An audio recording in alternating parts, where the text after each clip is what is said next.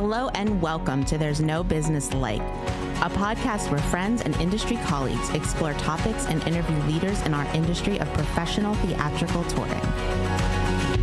Hey everybody, welcome back to There's No Business Like.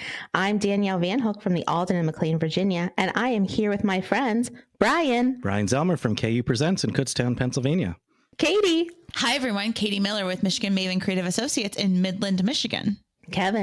Kevin Maynard, Quad City Arts, splitting the border between Iowa and Illinois.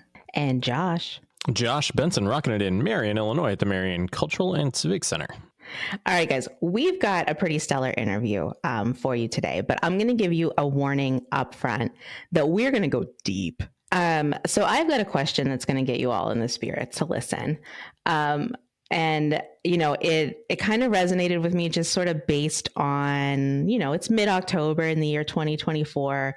There's some stuff going on in the world. And, you know, this interview kind of like reminded me of a lot of different things. But, you know, one of the big ones that just kind of kept coming back was that, like, no matter like where we're from, no matter what we believe, there are things that us as like humans and people that we all kind of have in common. And I was just wondering what you guys think is something that all people kind of have in common, no matter like whether or not you think a hot dog is a sandwich.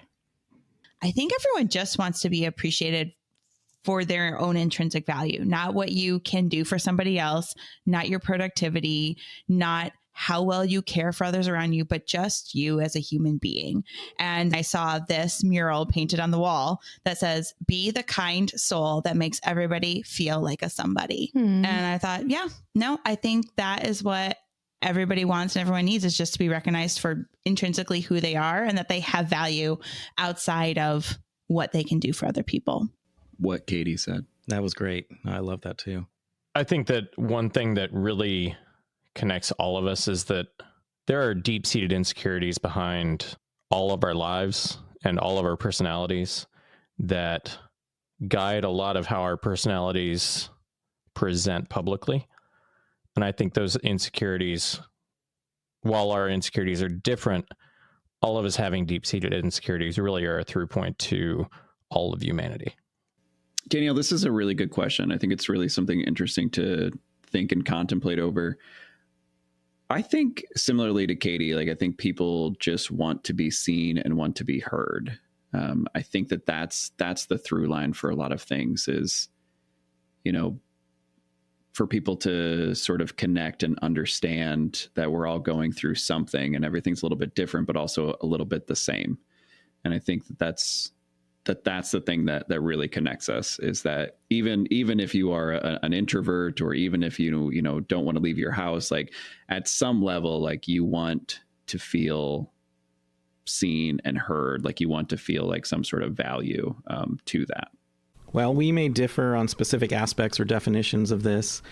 I think a few things all people and cultures have in common or share are a need for social connection, a desire for love and family, and an inspiration to find meaning or purpose in their life. Also, everyone poops. Brian, that's enough talking about poop in this episode. That's really lovely, guys.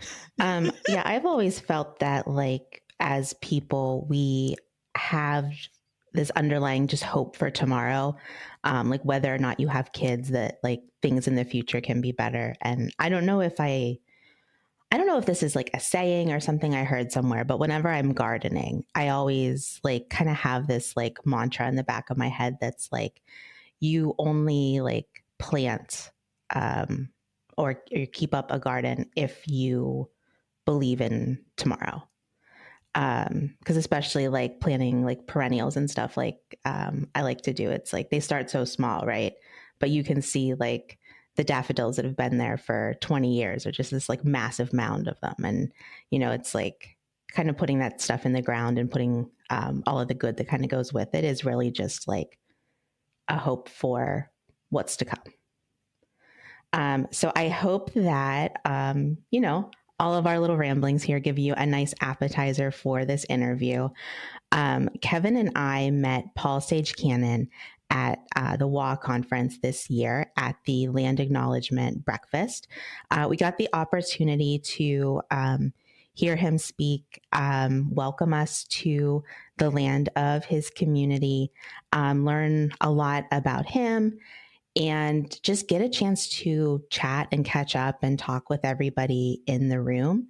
It was a really wonderful experience, and we just couldn't let him get away without coming on our podcast and doing an interview with him. So I hope that you enjoy this interview that we did with Paul Sage Cannon.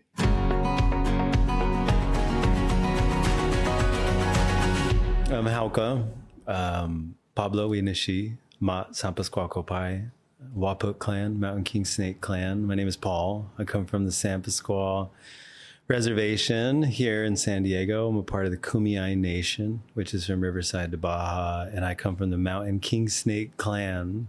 Wonderful. Thank you. Thanks. We are here today at the Western Arts Alliance conference here in San Diego. I just had the honor of hearing you speak during the land acknowledgement of inviting the WA attendees here to your land in San Diego. First, I want to say thank you. I walked back here and I've just been simmering in your words and feeling multiple feelings and thoughts and affirmations that you gave me and things I'm going to be reflecting on for a very long time. So really, thank you for that. This morning, I think we have a lot to talk about, and I know we're not going to get to all of it. Before we get to the work that you're doing, I'd love to know, how did you get here? On our podcast, we asked our guests, what is your origin story? So that can mean a lot of different things. And so that's how you would like to frame, what is your origin story? A great question, because it provokes a lot of different feelings. Like you were saying, how did I get here? Through agreement, through many agreements, maybe even before I was born. I think agreements begin. So you agreed. and then Ed emailed me. And I said, yes. So agreements. Yeah, so you talked about growing up on the reservation here in San Diego and not attending a lot of school. So how did you find music? How did you find this path? Well, I did go to elementary and parts of middle school. In elementary, I went to a private Christian school where my parents and family kind of broke apart. I remember singing a lot in the choir as a kid at church. I think that's about it outside of the radio. Earlier this morning in the session, you gave us a little bit of an idea of your lineage background, inhabiting polarization within yourself. You can correct me if I am saying this incorrectly, but I believe you called yourself a cowboy Indian. Yeah. Okay, and I feel uncomfortable saying that. I know, isn't that uncomfortable? It is. I get to say it though. Yeah. That's why I do it. And I will not say it ever again, but I would love for you to give us some background knowledge of why that's a way that you describe yourself. I always had these dreams of like coming out on stage in a big arena and then being like, he's the cowboy Indian, the redneck, you know, like they like label off. That's where that came from. But the identity, those terms are like, my dad, he's just a good old boy at heart, right? He had like cut off jean shorts and drinking a Budweiser on a tractor with that 70s down to the shoulder hair, you know, and he just loved cars and trucks and tractors. And like, that's what I loved about my dad. And the gifts he gave me were like cowboy hats, boots, and jewelry and stuff, and like weapons or just artifacts, like old stuff. So there was something like, I never met my dad's family really. Most of my parents' families like dead except on my mom's side. I have like 2,000 relative cousins within a couple mile radius. Wow. Right now. On my dad's side, like his mom was from Montana. His his dad lived in Georgia. And so there was a lot of country people. And when they split, my Aunt Becky came and then she would give us cod liver and molasses and stuff as kids. So I just kind of grew, I was on the reservation. My mom was single mother to 4 boys. And then my country ass aunt from Montana was raising us. So, right. So I couldn't like, how could you disrespect either side of the fence? And I've never had a prejudice against one side. I would always jump on the team like those Indians. I'm like, yeah, I know, right? They're like those cowboys, I'm like, yeah, I know, right? I could be on either side. And I think that's what my mom was looking to do. And so she told me not to speak Spanish. She told me not to be a Native American. My mom was really different in that way. And so I think it just came through a full embracing of myself, not really knowing what side to be on. It's like I was light skinned enough to hang out in the higher classes, but then the way I talked or like the way I actually did things was very antisocial, like grew up way different than people would expect from the color of my skin. But then if I go around natives, they'd pick on me because of the color on my skin. So I was in a middle ground. Yeah. And I think that's where music came from too, is like a lot of suffering and isolation. And I think a lot of people who find themselves living in this country from any background, from many different backgrounds, feel that way for a variety of reasons. And there's so much that we all have in common. And it's really unfortunate that that's one of them, but that the more that we get around and we talk to people, the more often that comes up. You know, so I mean, thank you for reflecting. That we all could relate to that. We do. We all, yeah. Yeah, because we're all part of something else, and it's a trip. Right? And we keep meeting each other. People have always been prejudice colliding. Is so weird. It is so weird. And so you were invited here to speak for WA as a representative of your nation. Yeah. How does it feel to be a culture bearer of your family, your community, your nation, your ancestors? That's a large weight to carry. Yeah. How do you find yourself in that work? And you said this morning, when somebody asks you, you say yes. That's an what a enormous gift. That's what a calling is. Yeah. When you're called to do something, you say yes. Because it's a calling for you, does it make carrying that weight lighter? No. No. No. No, I actually cry a lot. That's my question. So what do you do? So many of us feel like we carry so many weights, and they're not nearly. And they're not always ours to carry. Tell me about it. Like passed on. Like, why'd you put this in my backpack? It's your job now, son. Yeah. Yeah. Do you give us any insight of somebody who's, from my perspective, as a white person, who I don't feel like I'm bearing my culture when I enter somewhere. Nobody's ever invited me to, and they shouldn't. I've never experienced that. To me, on this side of the chair, it feels like an enormous weight. So when I listen to people who come from other places than I do and people who have different backgrounds, the load and the backpack that I see you carry feels so much bigger than anything I feel like I've ever carried. And I would love to share with our listeners sort of what is a way that you are able to get up every day and say yes and come here and do it with so much joy, so much light. Wow. Well, thank you for validating that I brought some joy and light today. Wow, what a beautiful question. And thanks for having empathy of like the others carrying stuff. Right, because we see someone carrying boxes, then we're like, whoa, that looks heavy. We don't know what's in the boxes. So I would say it's relative to each person has a relative experience based on their own environment that they were raised in. And I think we all carry a burden. For me specifically, the burden of culture was something I wanted at first, right? Just like being a rock star or something. I wanted to know who I was until I realized that didn't tell me who I was. And then I wanted to be of service because when I was a child, that was when I'd get the most treats. It's when I helped out, right? So until you actually have to help and you're seeing people losing their lives, leaving the family members behind, and you're like, I don't want to be of service anymore. So I think like being really honest, a calling is a burden. If you're called into the medical world, you're a healer, it's a burden. You're called to mediate in your family, that's a burden. Called to take on a relative that lost their family members, like it's a burden, but you're called to. You have to do it. You don't have to, but you know what I mean? I do. Kind of like Spider-Man or something. You don't have to do it. And there's fun parts. Right. There's rewards to any work. So I think it goes all the way back to my connection with my creator. And that's the only strength I ever get, right? From my God. And that's the only way I get out of bed. And I'm not carrying it.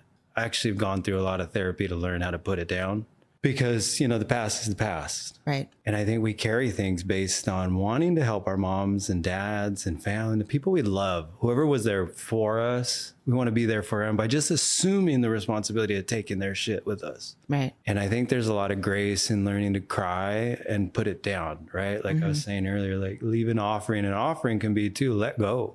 Stop holding on so tight to what happened before, because we're trying to keep moving.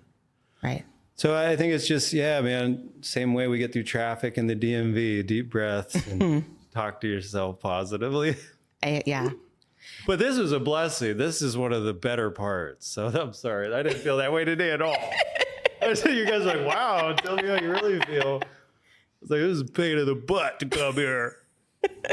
This is what I live for. I love attention. I don't need it, but I love it. And I love to perform and talk.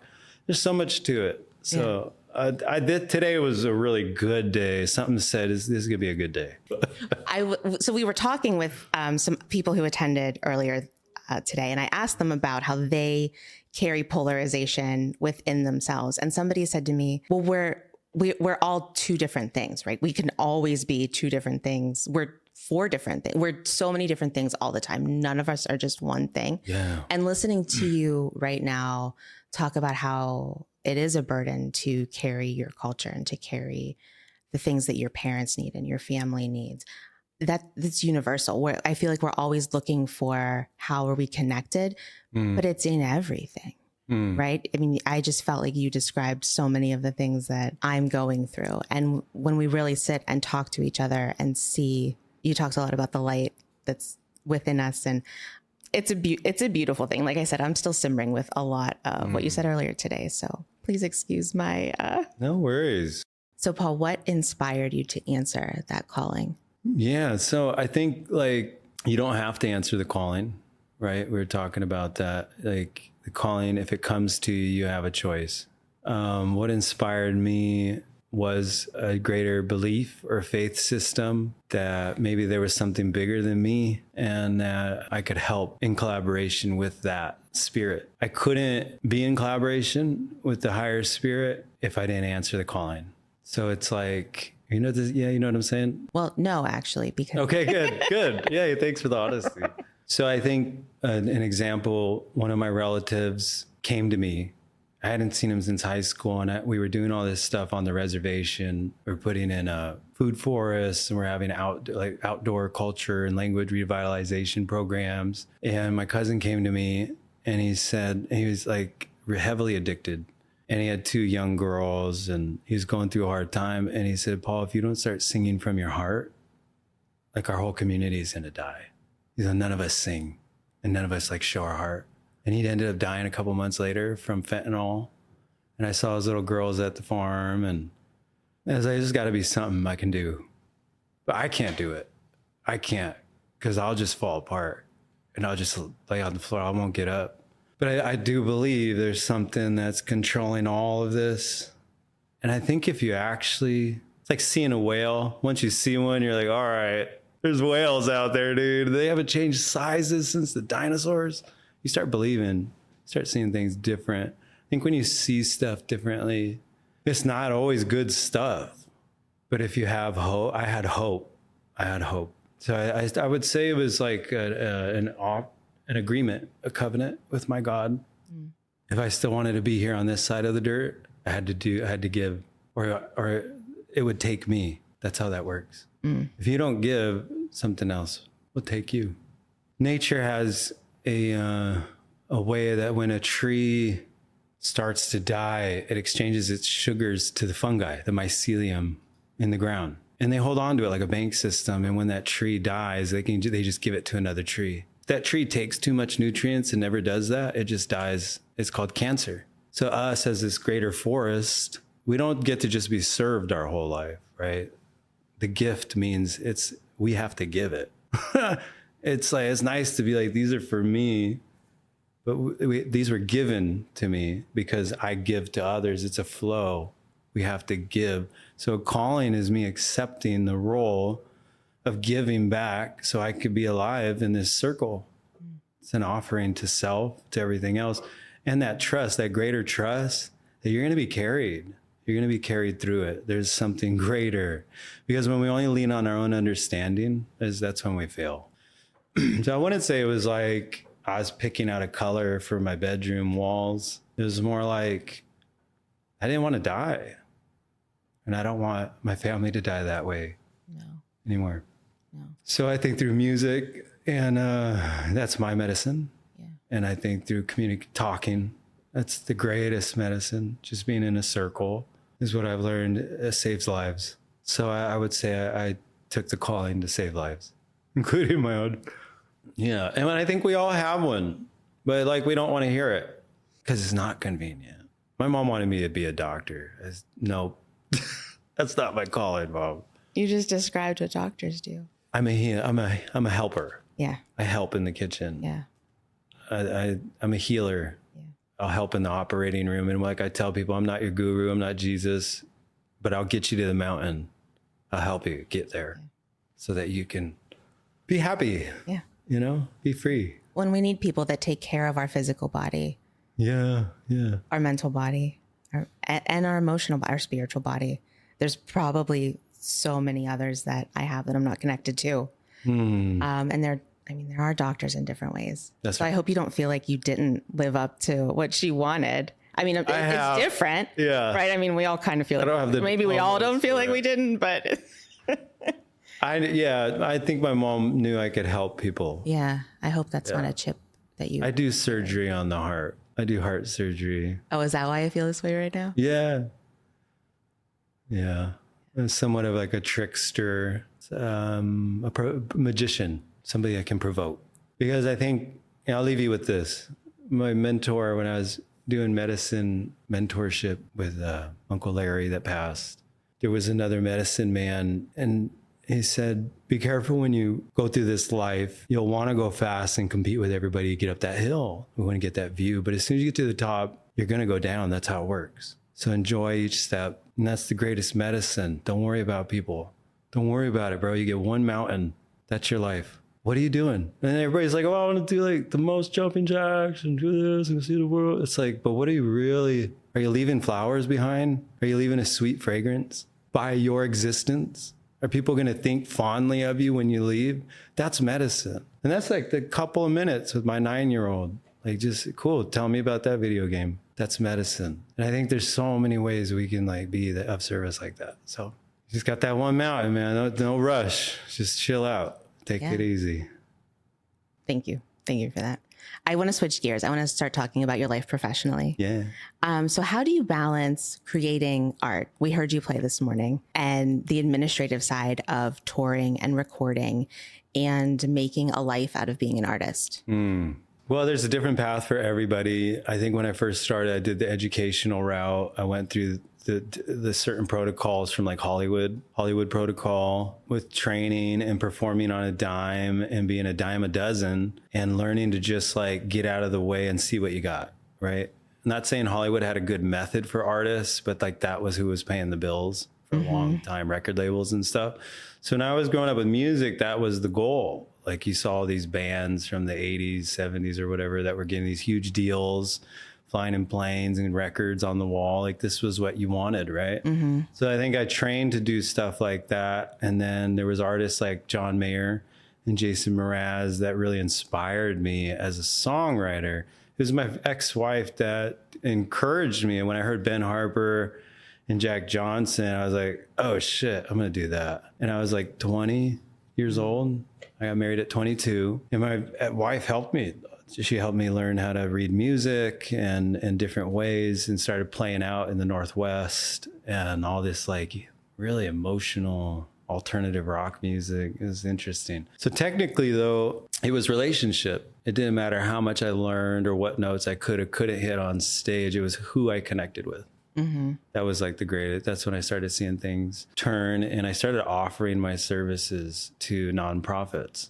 So Susan G. Komen would hire me in different, so I'd be able to play in these places like I normally wouldn't go and hang out with people I normally wouldn't hang out with. They're all trying to get tax write-offs and I don't even pay taxes at the time. And I'm like, I do now. You know what I mean? So like I started putting myself in a valuable position And I think from there, I got to do more of just whatever I wanted. Yeah. It wasn't as much like a technical, like symphony, like tryout, Hollywood, New York, like just constant technical. It became a love for the craft. And then I think when Jason Mraz recorded my first album, Homegrown, at his studio, I saw what he did. Here's somebody that just wrote a song and sold like 68 million records or something like that. And he's flying in a jet, and I'm like at his house, and it's like in yoga pants, and there's people just going in and out of his studio touching like $100,000 guitars. And I'm just like, what? And he says, none of it's mine anyway, bro. And I'm like, what? It was so cool. It became more of a philosophy than a study. Like it was more of like a practice. Yeah. Like we're embodying a practice because of all the practice I did to learn how to stay in key and the warm-ups and what I needed, the basics. And listening to like Mayer when he's saying, I left school, they're going to teach you to go the wrong direction. Then it became an intuitive game. And from there, I just went deeper and deeper and deeper until I could write what I wanted to write. And that I call it Native Americana. So it's me telling a story at this time. And that's something my people have done, oral tradition. And I have that in my songs. I talk about oral tradition in my songs. And they're deeply coded with a little bit of rhythm. It can sound like a jam band. I just had a band called Iron Sage Wood with Rob Machado, like the world-renowned surfer in it. And we just rock out, have the kids. It was cool, man. I loved it. It was just good vibes. And I think, I'm going to come and go, right? But I think with technology today, a lot of this stuff will be left behind and easy to find. And that's how I view it, is like the poetry I'm writing today. It's way beyond style, fashion, just period in time. And if I get out of the way enough, like just sit still, it comes through me. You so casually and wonderfully just mentioned hanging out with Jason Mraz and seeing how he's recording his Name dropping. Yeah, well, not even that, but so much of what we've talked about already, like, is universal. And I don't think that's a universal experience. No. So very unique. Too with San Diego, too. He lives near me. So what did you have mentors or people that were making those connections for you? Like, where did all of these connections come from? No, people were cutthroat and assholes. Okay, tell me about that. Unless you were a pretty girl. If you're a pretty girl, and they treat me like crap all the time until I rocked it out, until all the pretty girls started following me, then they started treating me nice. And the thing with pretty girls is they have a lot, they like be sung to too. They like these sensitive things. And so when I was singing to my mom, it attracted a lot of powerful people. Meaning, like, I sing to my mom, even if she's not there. That makes sense. Yeah, it does. When I'm singing with and to my mom. And so I think that's brought a lot of power into my life. So I think powerful people, you attract what you are. So if I'm accessing a great power that's accessible to me, then that'll attract others with great power that have accessed it. I didn't realize a lot of people were powerful. I grew up watching Rob Machado on surf videos, and then he ended up in my band. We wrote songs and did shows. It was really cool. And we got to have some really cool conversations. Mentors, I had, maybe I could count on one hand people that have helped me in different areas that really believed in me. And it wasn't like a power struggle. It was like, I see something in you and I don't have any ego and I want to help. So I think the first one was my Uncle Johnny. He was a native artist. And then there's a few other promoters. And then Damien DeRobio, he runs the Belly Up, like production and stuff. It's a big venue here. And he just taught me how to record and what it looks like to produce a really good album. So I'd say, I can count on one hand, like mentors and such. Wow. But I think, you have to be it. You have to activate and access it. And it's challenging because I just had to do it. I just had to do whatever I was doing. And I did it wrong for a very long time. And then I just ended up doing it right or something. I don't know. Just kept doing it. I understand that. Yeah. I don't know why I'm sitting here with this microphone, but anyway, thank you for that. So your career has taken you to some pretty cool places, geographically, artistically, all the different ways that you can kind of think about locations. But what's next? Like where do you want to go? Do you have a vision of where you see I do. Music's always a part of my life. It comes with me. I do a lot of culture share and presentation. I get flown out just to pray over stuff, which is really cool. And then I get to perform. I love doing that. But where I see myself going next is I want to record my masterpiece album. There's 4 of them. And it's the 4 directions. And it's 4 colors. And it'll be 4 vinyls made out of hemp wax of my colors, of directional colors. And it'll be 4 seasons of the soul. There'll be actually 4 records, real vinyl. And so I think where I want to go is Austin, Texas. And I want to find, or that's just what I think. I don't know right now, but I'm waiting for that producer to come into my life. I can get those old, just warm tones and the big kicks and the pops, but it's smooth. And I don't need to recreate anything. And I have 30 songs I wrote through my divorce. I was at such a point, and something was like, just sing and don't cry, but sing. And I did it. And I look back and go, whoa, man, I could actually hear myself. So that takes a lot of production to actually pull that out and make it valuable for listeners. So I'm at a point where I'm just sitting on a mountain of material, but I know what I'm looking for now, because you can just hire somebody to produce something, but that's not it. Sure. I'm looking for somebody that believes in it and that can help me get it where I think it should go. And it's about just hitting it just right. You know what I mean? It's when you just that master feel, just that's it. Well, no, yeah, you don't create masterpieces easily and overnight. You can't just rush into that next step.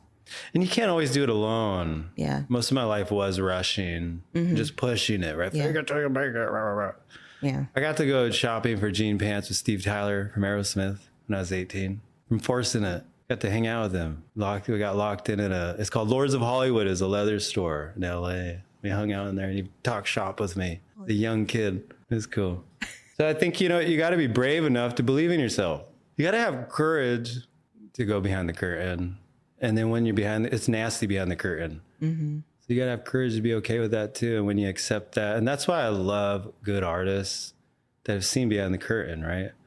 Yeah. There's artists that I've followed that I'm I know what you've gone through, and you still sing. And there's this proverb that says the bird doesn't sing because it has answers. It sings because it has to.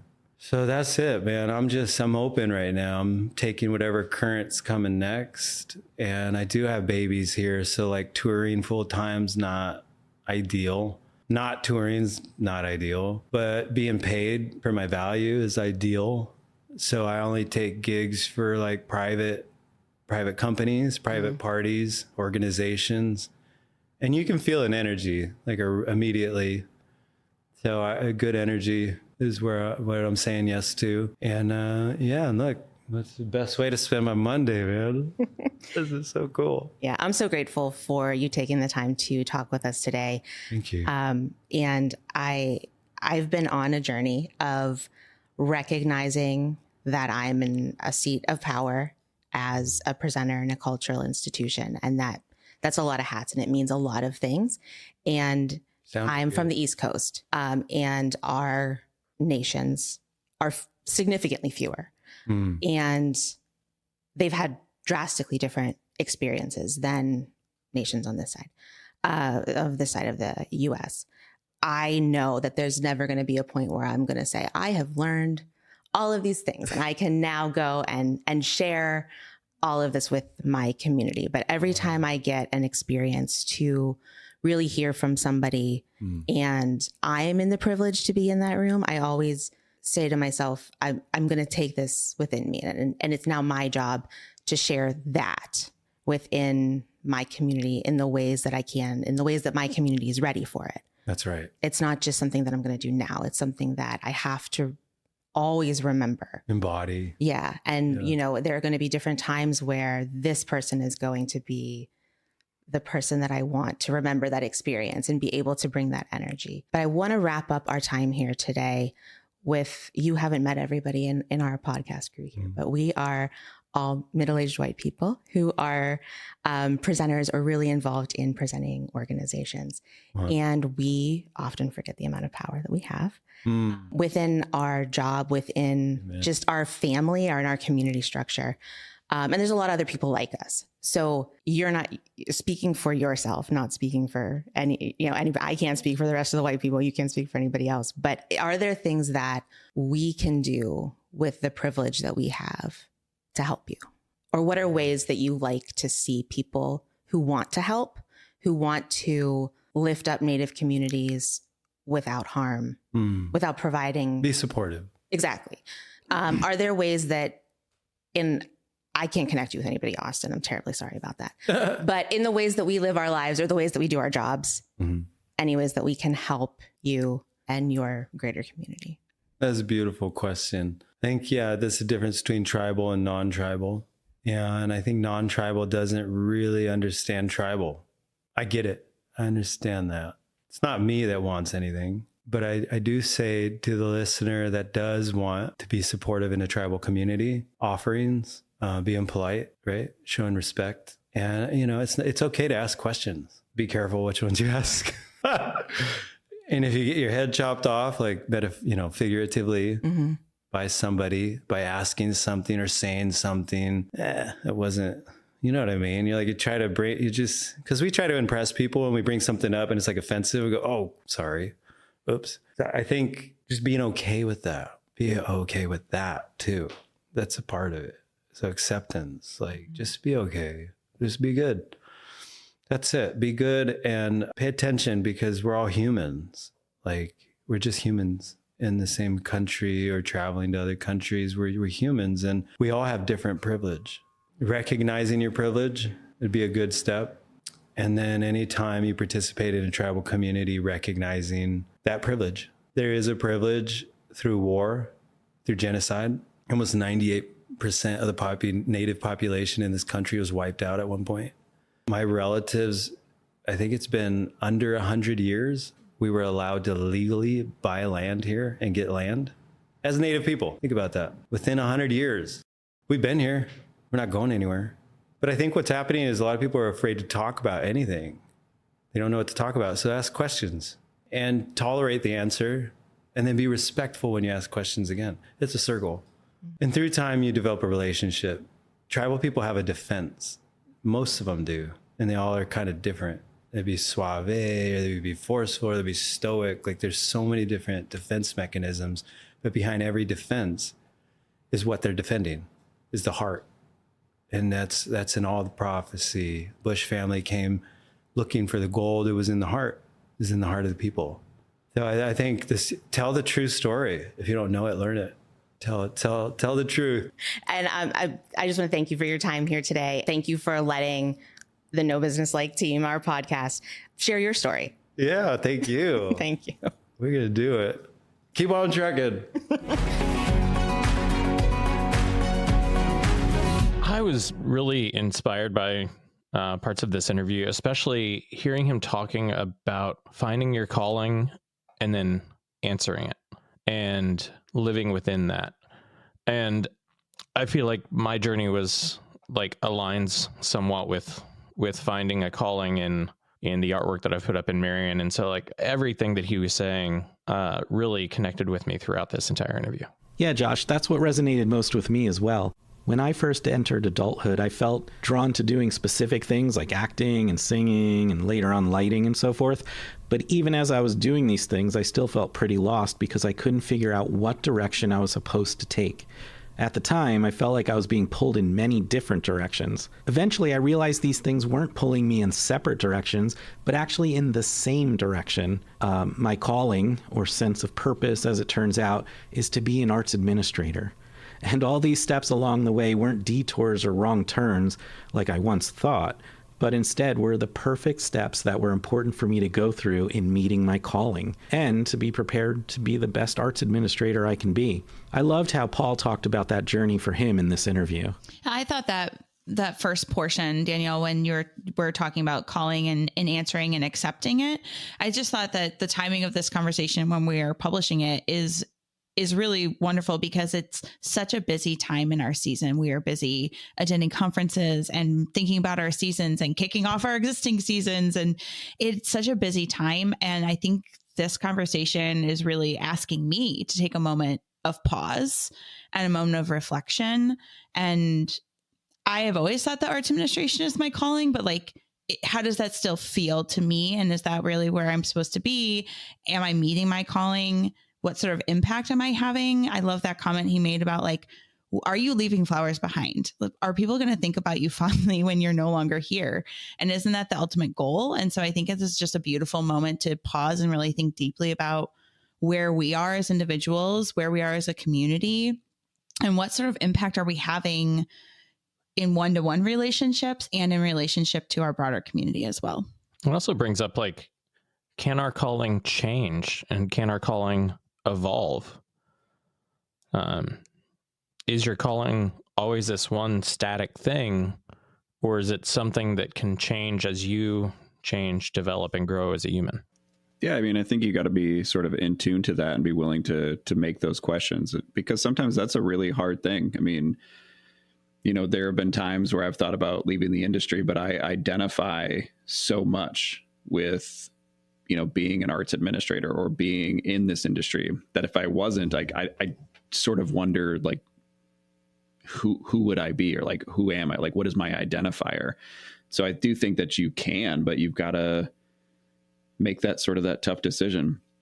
What I loved about this interview is, you know, we obviously are in a really unique position where we get to meet some really incredible folks.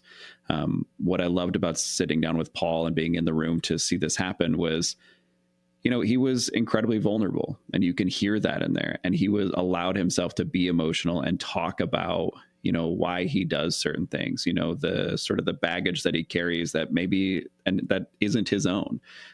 But to have, and I mean, honestly, an adult male who is relatively young, to be open and vulnerable and be okay with that is really nice to see. I mean, because not like as guys, like, we don't always get to see that happen. And being a guy, like, I can tell you that I try to be fairly open with my emotions, but there's still a pretty big stigma about that. So the more people that allow that to happen, it makes me feel more comfortable to admit that, yeah, like, I cry when I get sad, or, you know, these are these emotions that I feel, or like, I do certain things for my mother as well, just like Paul mentioned. That's interesting. That's like a side of it that I didn't really hear and I didn't really think about. Well, and I think along with that, being so open and vulnerable about the specific way his culture and community has shaped his experiences, and in turn then his art, I think is also something really special about this conversation. We've talked to artists, but I don't know that we've ever dove this deep into the artist experience and how their lived experience informs what they're producing, right? And what they're putting out for the public. So I really value that as well. And I think we need to, as an industry, have more conversations like this with artists, so we really truly understand where the art that we're putting on our stages is coming from. And then how that in turn informs how we're talking about it with our communities, how we're presenting it, how we're doing engagement work. Like, it all comes back to sort of like, what is the root of the art? And I just want to like leave a lot of that and give it space to breathe in terms of Paul's specific experiences that he brought into the conversation. But I walked away going like, we need to have more conversations with artists like this, where we really truly understand their lived experience and how that is informing what they're creating for the rest of the world. Yeah. And I think a lot of us in the industry too relate to the cycle that he was talking about towards the end of the interview about, you know, it's great to, you know, we get a lot of joy and we get a lot of wonderful things from the work, but we also have to be giving.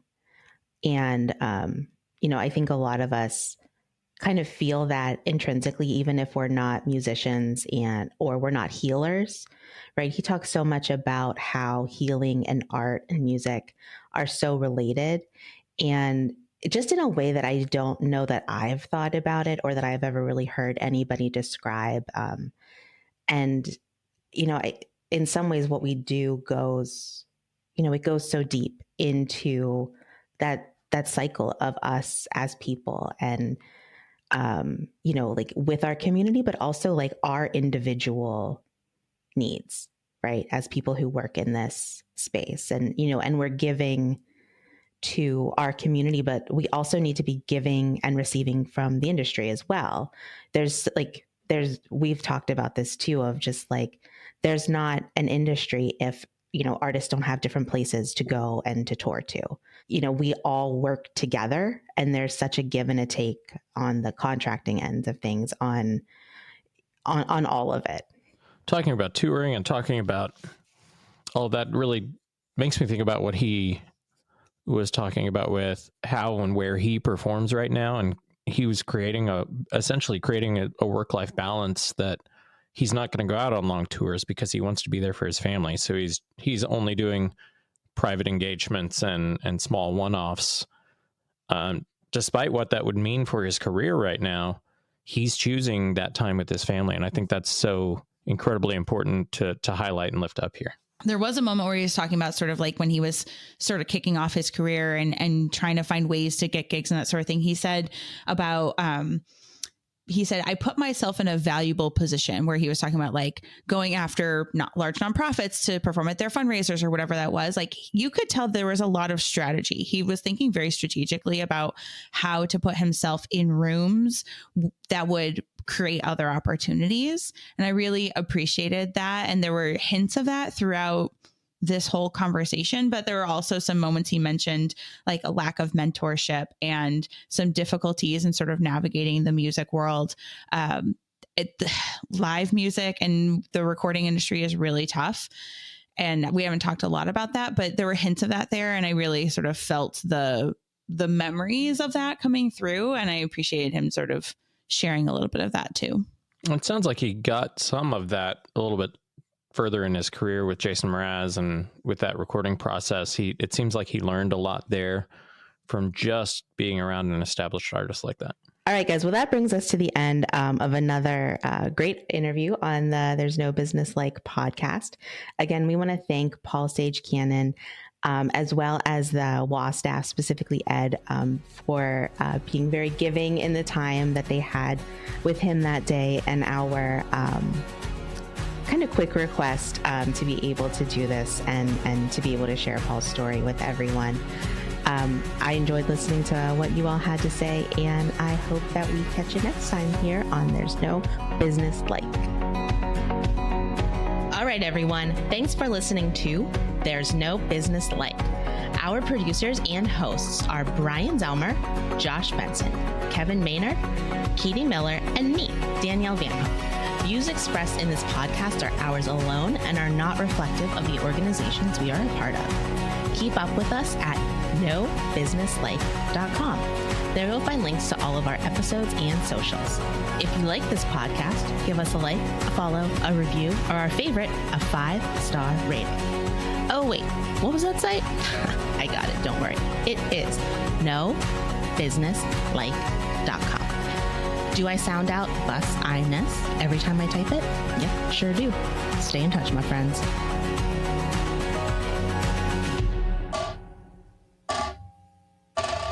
Who's playing a coin game? Kevin. A what? Are you playing with a coin? Oh, I'm playing with 3 coins. He's like, what are you talking about? Who's playing with a coin? I'm playing with 3. It sounds like Max when he does that coin trick. That's what I'm working on, actually. I dropped my coin. Shouldn't have been holding your coins anyway. Sorry, Kevin. Get your hands off your coins. Answer the fucking question.